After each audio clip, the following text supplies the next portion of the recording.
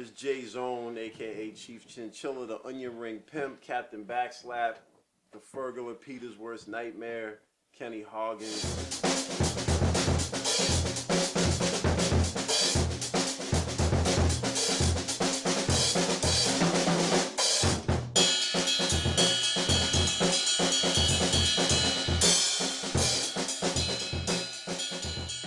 My favorite group is Kool and the Gang, so I pulled out a well-known break. It's been used.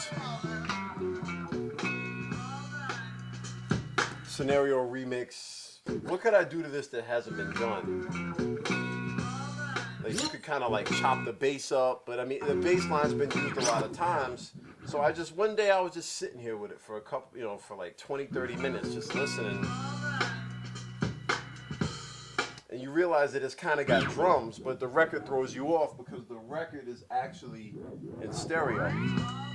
So if you play it on one side of the stereo image, you hear nothing but the bass line. So you hear the bass line, everybody knows, real loud. But then if you pull it back and play the other side of the stereo channel, you got drums.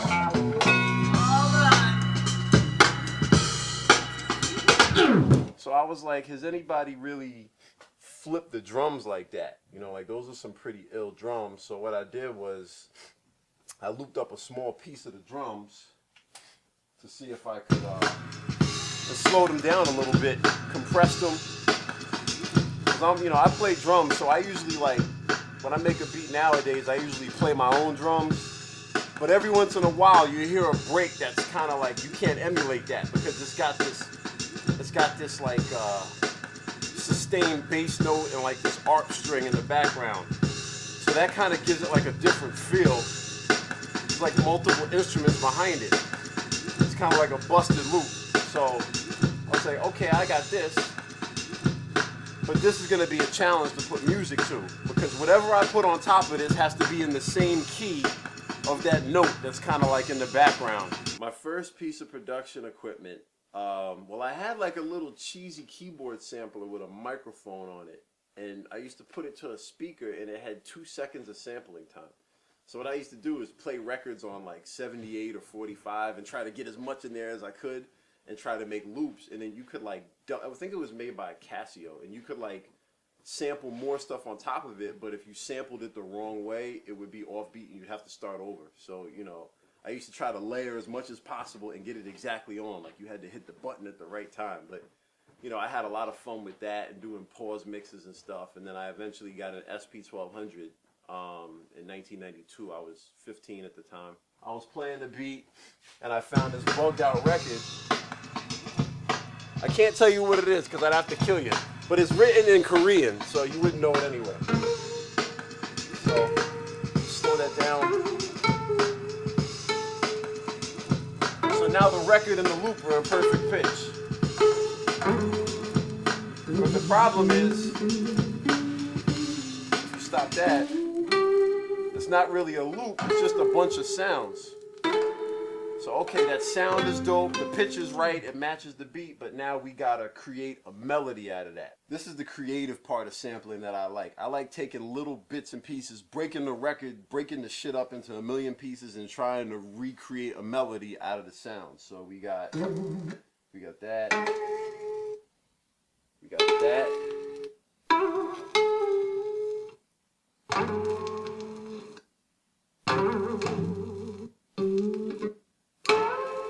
So we have 8 different sounds, and we're gonna try to play these things in some kind of melody to that beat and see what we can get. Sometimes I create up to 30 or 40 sequences, and in the MPC you got 99. So, I like to have it constantly changing, various subtle changes, play this one before this one, play these 2 pieces together.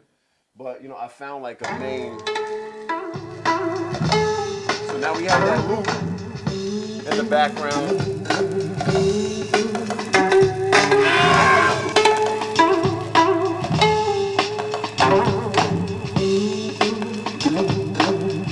So we finally got the melody. You do a couple of variations of that so you can kind of keep the beat change, and I also added a couple of pieces from that original record we sampled. stop it with the turntable, give it like a little bit of a breakdown, or yelling a little vocals. I really started coming into my own style right before I recorded my first album, which was Music for Tu Madre. That was probably around 1998. This is sacrilegious in producer world and equipment world, but when I got when I traded my SP1200 for an MPC is when I really found my own style. Because when you have an SP1200, you know, you have very limited sample time. You know, you build up your chops. You try to break things up into pieces, and I did that with the MPC. But you know, the drum programming was very Pete Rock. Like Pete Rock was like my biggest influence, and I started getting, you know, I was going to SUNY Purchase College at the time as a music major, and when you're sitting in class with other like students, you know, like you're a hip hop beat guy, but the girl next to you sings classical. This guy's a guitar player. He's a drummer. My production style got a lot more abstract, but I kept the funk, but it just got a lot quirkier and a lot more bugged out. When I have the basic beat, I dump it into Pro Tools, and once it's in Pro Tools, then I really start having fun because I look at Pro Tools as like a canvas. Like I could add this sound, play this thing live. My bass lines, I always play them live, whether it's on a keyboard or whatever, just so it doesn't get repetitive. To get a more natural feel, I play my bass lines all the way through.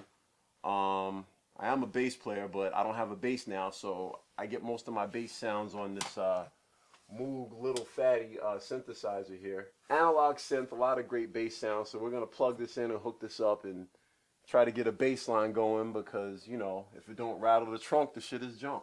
I can get around it enough to do what I want, so you're listening.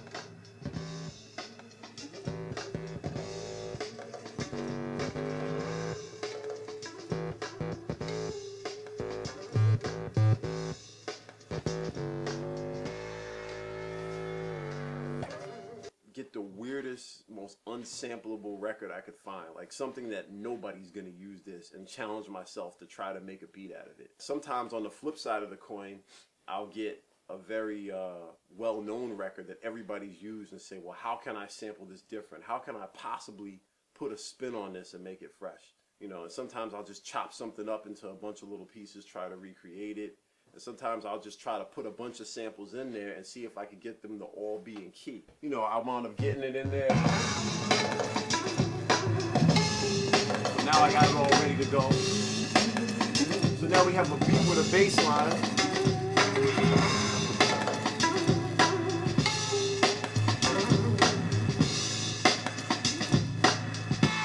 Alternate part.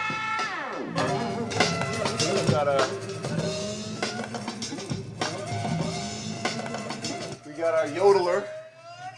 I'm a big fan of pan mixing. I have the shit kind of going, you know, all along the stereo image, and when he sounds like he's busted a nut, oh, you know, it's like, you really feel it because the shit is like all over the stereo image. That's a beautiful thing. Left, right, left, right, left, right. Learn about it. Whenever I do drums, this is my secret weapon over here. Old Betsy, I call it. It's the Tascam Porta 2 Mini Studio analog 4-track from the 80s. What I decided to do, instead of getting an analog plug-in, I got an analog machine and plugged it in.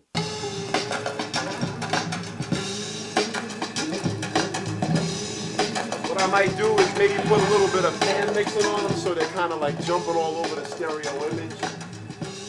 Have them like, when you're listening to headphones, you can kind of hear, you know, so it's kind of like in your headphones.